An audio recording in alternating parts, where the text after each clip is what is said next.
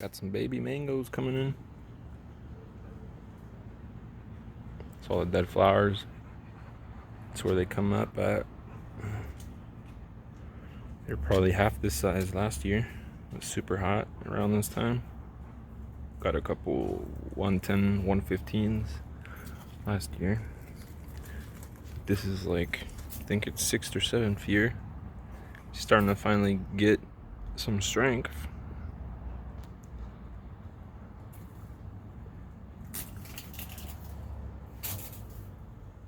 Most of them last year were like these, and a couple years before didn't really produce. Gave it lots of fertilizer and love this year though. And like 2 years back is when all this stuff died back. We thought we were gonna lose it then, but nope, it's been surviving. Let me zoom out for you guys so you guys can see the whole tree.